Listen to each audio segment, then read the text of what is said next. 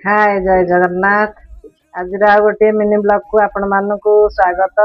आज ब्रेकफास्ट रे कौन बनवा देखा सका ब्रेकफास्ट रे आज तो हूँ चिता लगी अमावास्या से आज ब्रेकफास्ट रे बनव चितऊ पिठा। चलतु आज पट बाबू चितऊ पिठा बनवा।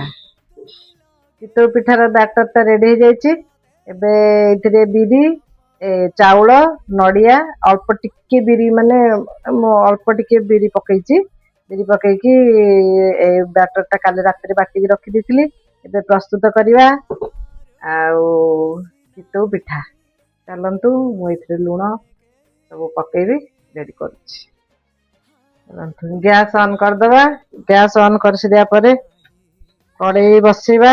कड़े रे चितऊ पिठाटा कले एकदम फुली फुलिकी गोल गोल हम से कड़ेटा मोर चिकनिया अच्छी मुझे कड़े करुच्ची। चलतु मुझे कड़े करवा। प्रथम टिके कड़े घी लगेदेव अल्प टिके घी दबा।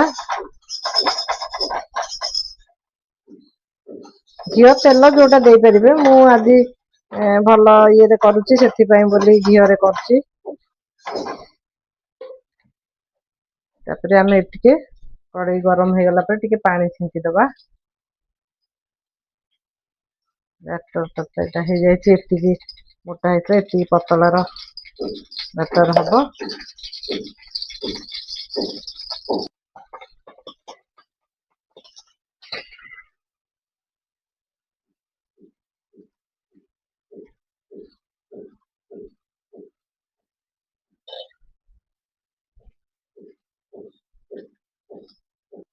रेडी हो जाए पिठा तक बाहर करदे।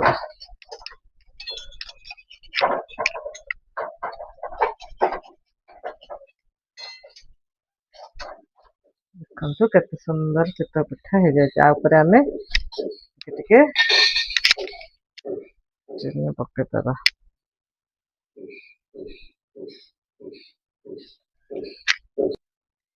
रेडी है आमर चितऊ पिठा। चलतु पट बाबू को देदबा आज ब्रेकफास्ट चितऊ पिठा।